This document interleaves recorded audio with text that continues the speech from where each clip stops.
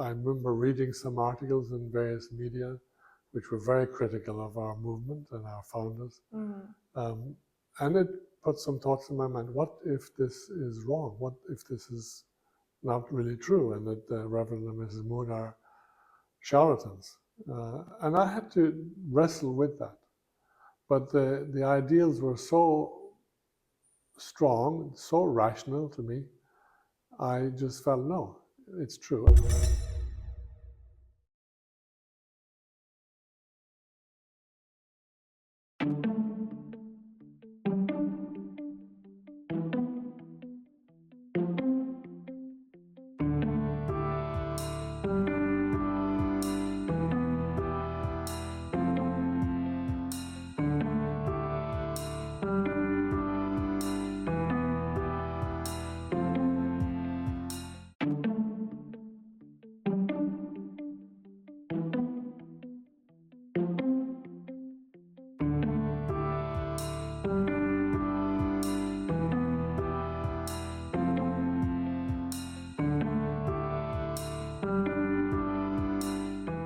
Hi everyone, welcome back to another episode of our show, and we're so excited about today's guest as we caught him on his very short trip back home here to Ireland.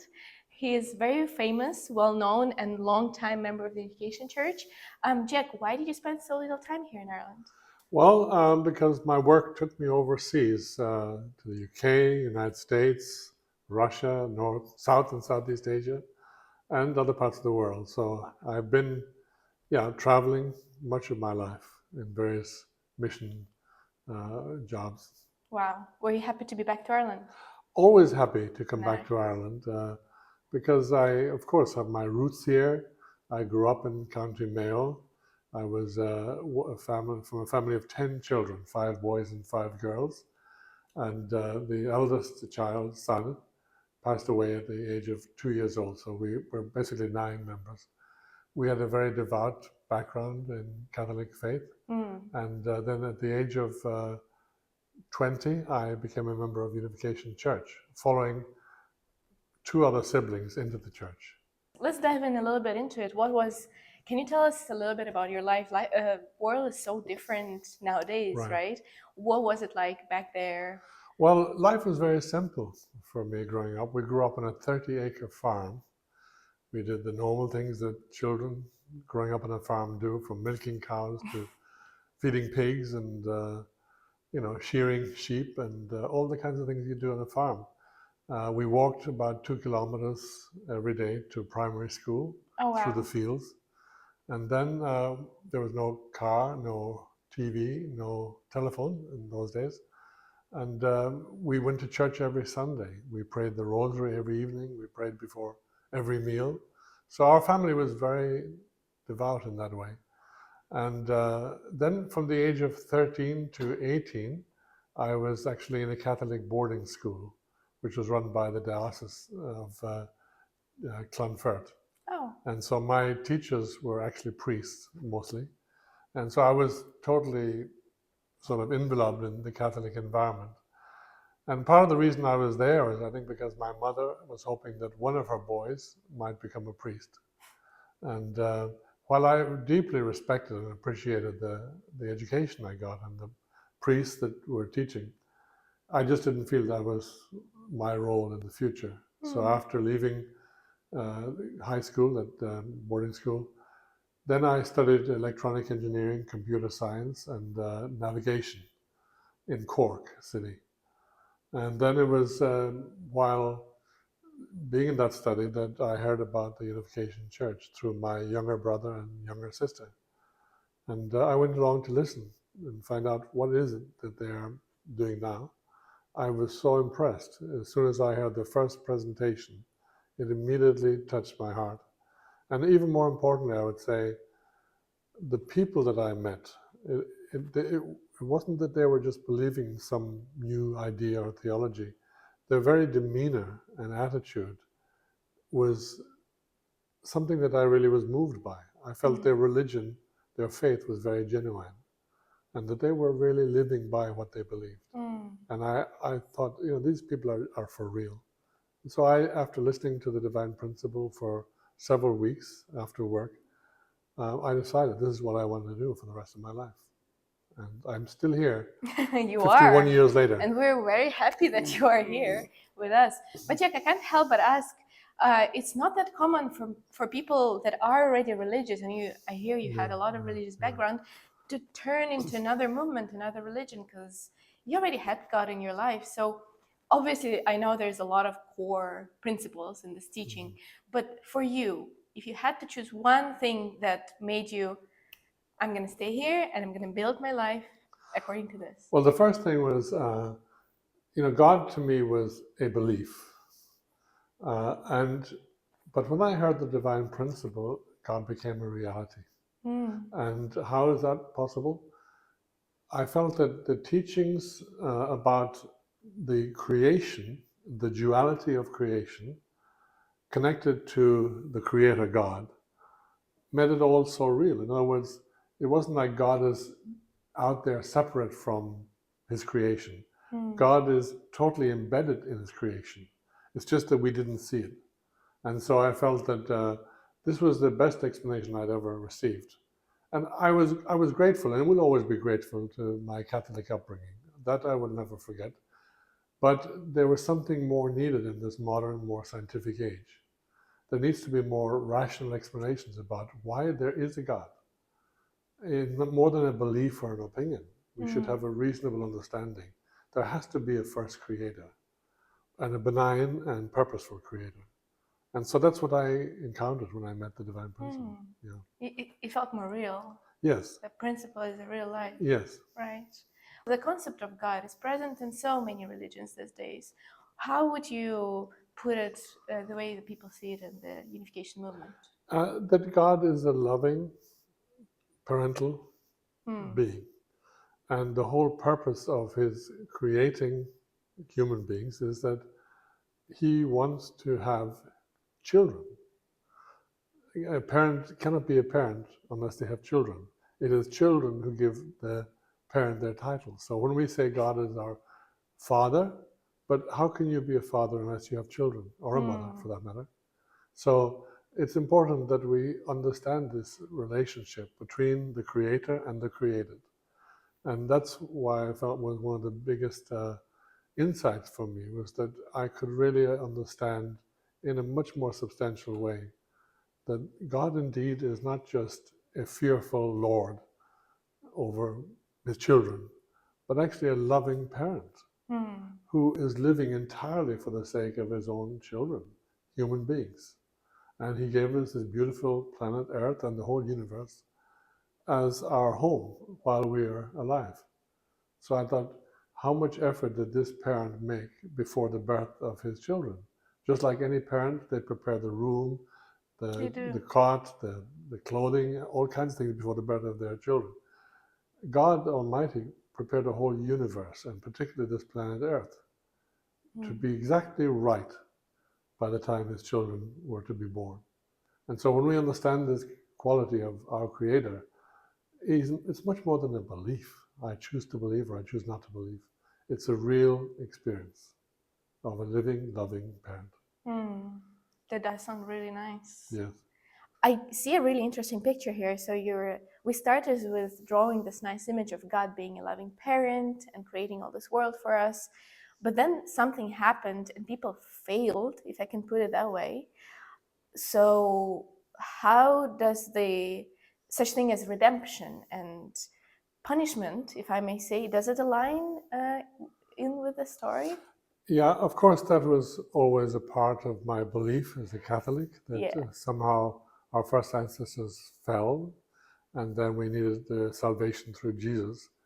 But one question always came to my mind. If Jesus promised the kingdom of heaven 2,000 years ago, how come the world is still such a mess? Exactly. Even worse.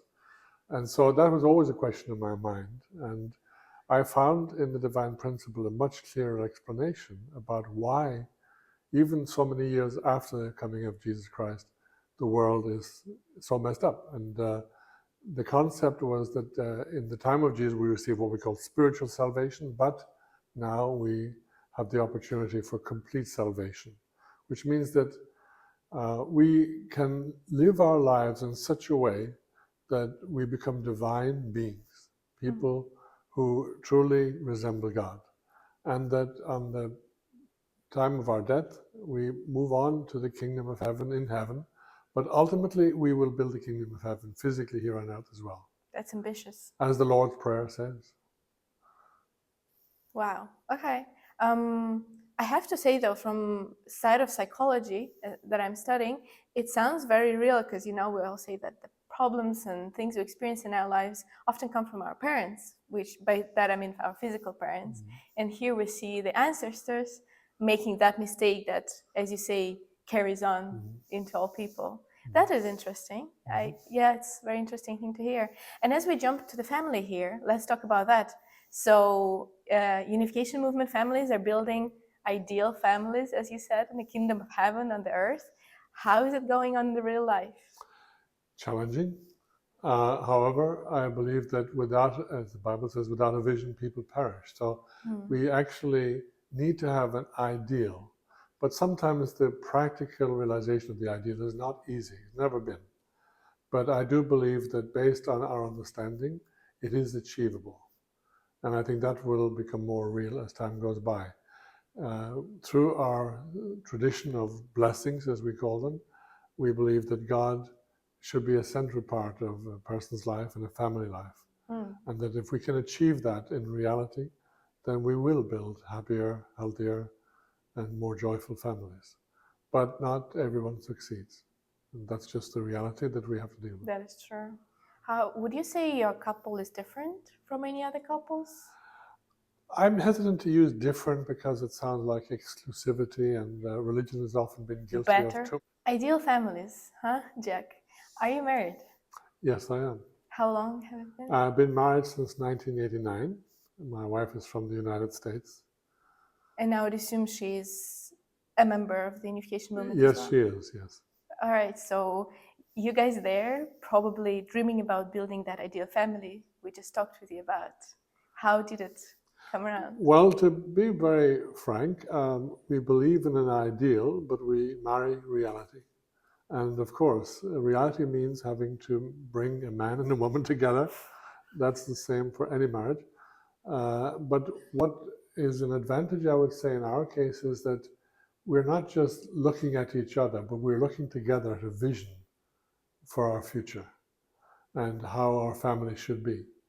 Without that kind of vision, it's very difficult to have a kind of guideline to how to create a happy and successful family. So through many trials and errors, like any marriage, my wife and I have developed a very happy relationship. Right now, we're both 70 years old, and we are, I would say, in a very happy stage in our life. And I think that's the result of the common vision that we have about marriage and family. That's great. I think relationships and how to build a sustainable long-term relationships is always a big question. So vision is great, but what if we break it down to reality? How is it reflected in your, let's take a day, in your day-to-day life with your spouse? Okay, well, one of the things that's a kind of a central motto in our movement and in our life is the concept of true love. And what is that defined as? Living for the sake of the other. So if we habitually begin to think like that, in other words, when I wake up in the morning, shouldn't I think maybe about my wife? How is she doing? Did she sleep well? Is she healthy? And all these things. And if we learn to practice that, make it a habit, then we mutually support one another. If we become self-centered, or this kind of thing, problems begin to arise. But when you try always with a sincere motivation to be there for the other, then you're much more likely to succeed.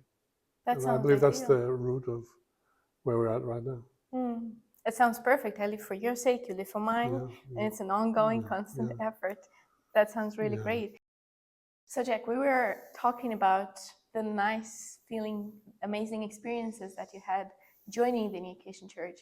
And if I may say, you were lucky to have your siblings there, because I think often a person that decides to change your life so drastically faces a lot of misunderstanding from family or friends. If we're talking about you, how did your life shifted? How everything changed the moment you stepped on that patch?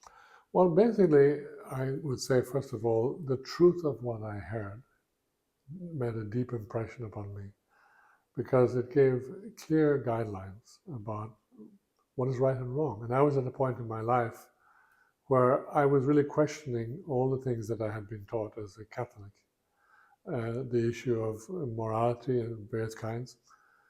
When I heard the principle, I understood this answers those questions. And I felt that's something that I would like to have as a guideline in my life. Also, as a student, when I was studying in Cork, one of the things I studied was navigation. And the reason I was doing that was I wanted to become a ship's radio officer and then travel the world and just see the world before settling down. So,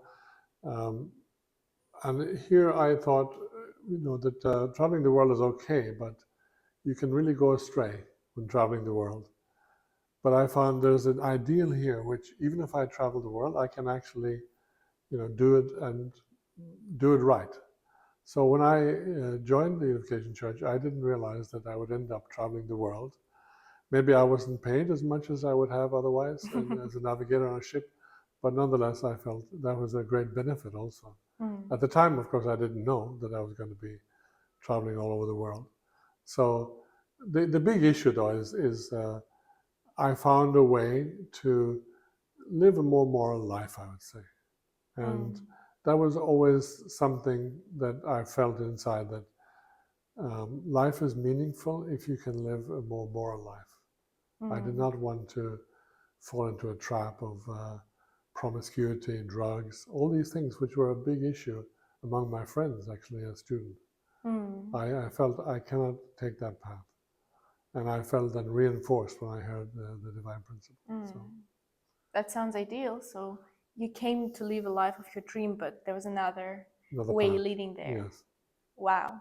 And were there any rough moments, rough times? Of course. I remember reading some articles in various media which were very critical of our movement and our founders. And it put some thoughts in my mind. What if this is wrong? What if this is not really true and that Reverend and Mrs. Moon are charlatans? And I had to wrestle with that. But the ideals were so strong, so rational to me, I just felt, no, it's true. And of course, I met Reverend and Mrs. Moon many times in the course of my now 51 years, that I have no doubt about their genuineness and have no regrets whatsoever. So after half a century, I have no regrets. I believe that that decision that I made in 1973 was the best decision in my life. Wow, that should be amazing to feel that way.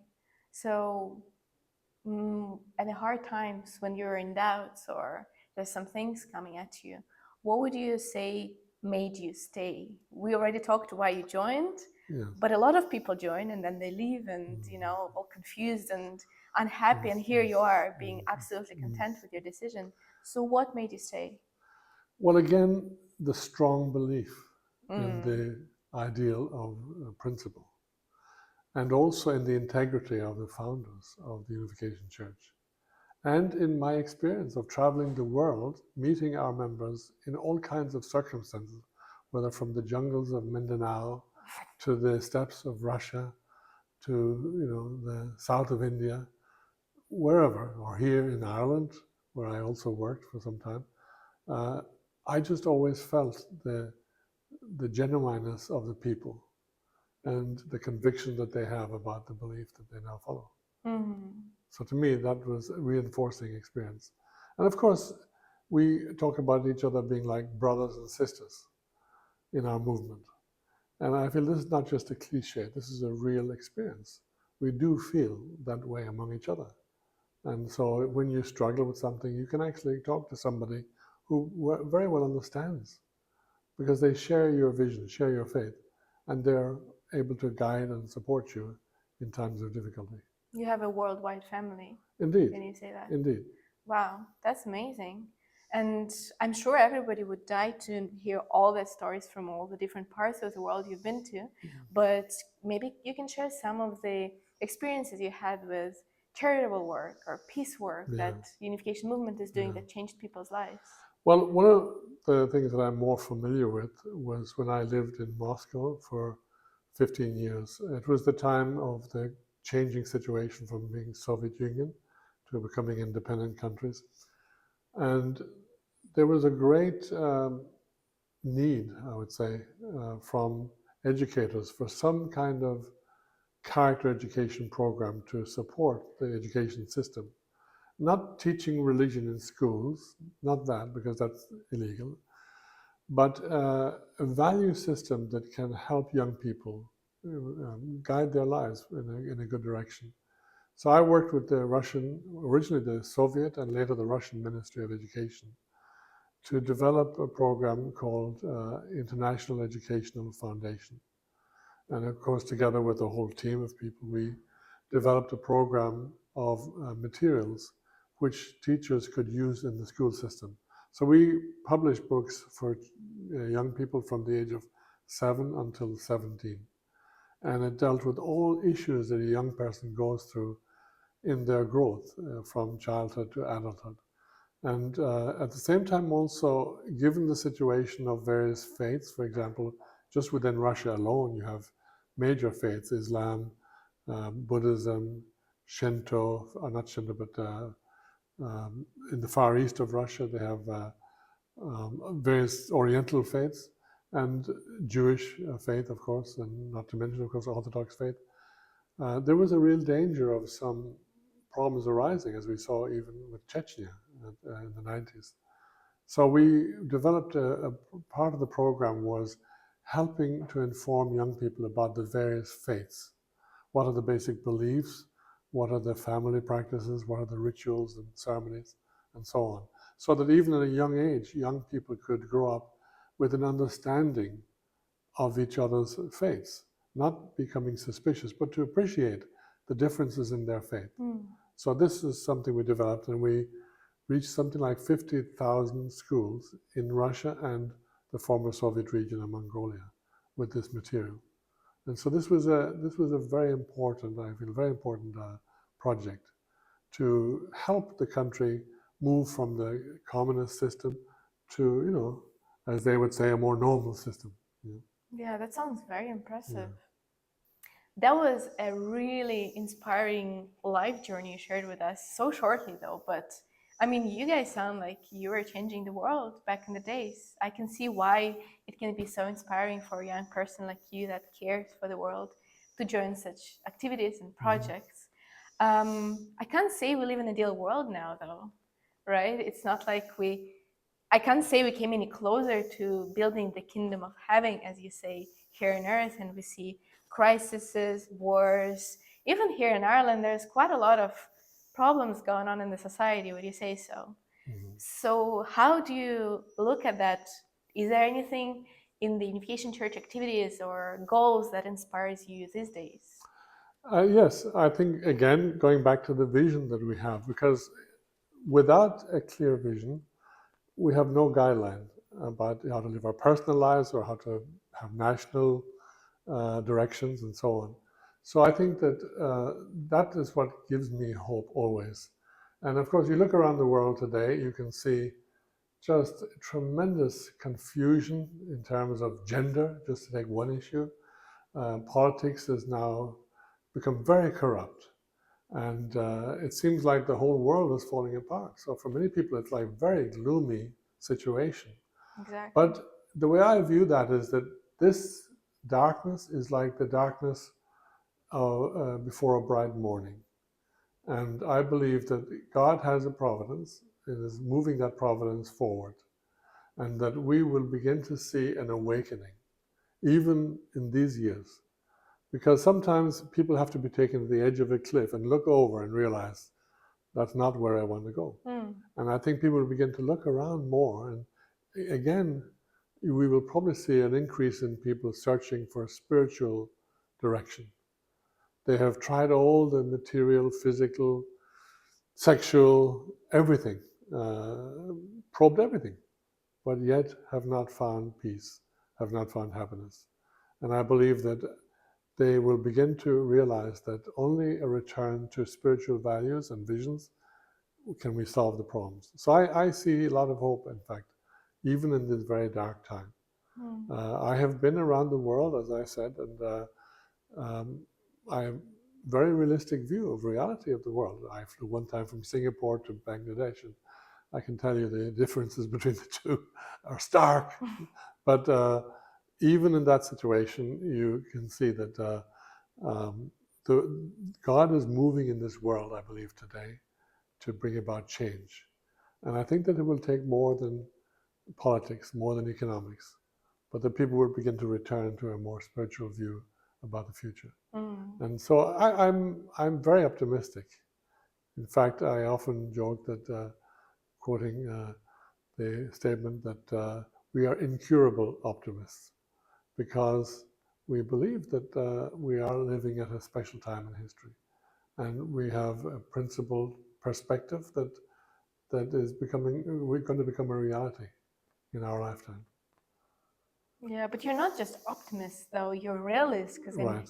we heard a lot of activities that were going on. Yes. Is there any particular work that Unification Movement is focusing on now? Well, if I look at the worldwide, through media, we have, for example, in the United States, the Washington Times, which is promoting more family values in a very confused United States on this issue. We have similar media in other countries. We have also other activities which deal with political issues, interreligious issues. In other words, we work through many different sister organizations to bring people together and to put the problems on the table, discuss them, and try to resolve them. Over the years also we had programs in the Middle East which brought together Jews and Arabs and Christians. And this, I believe, also brought a lot of hope. Even though today the situation is dire, I believe that we will see a resurgence again of that effort to bring people together. And we are a catalyst many times for such discussions.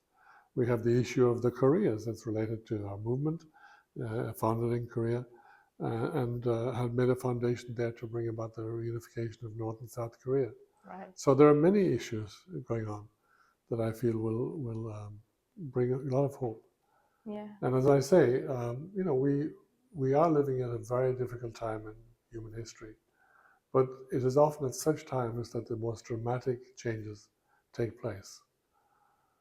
After all, you only need the doctor when you're sick, not when you're healthy. So it is at a time in the world that God will send that doctor, and the patient will be cured eventually. Let's hope so. I Yes. mean, we can only wish you luck with all the amazing activities and work you've been doing, and you will be carrying on. And that was a great interview. Thank you, Jack, for coming Thank here you. today, Thank you very answering much, all your Lena. questions. I hope you guys enjoyed, and we'll see you back on our next episode.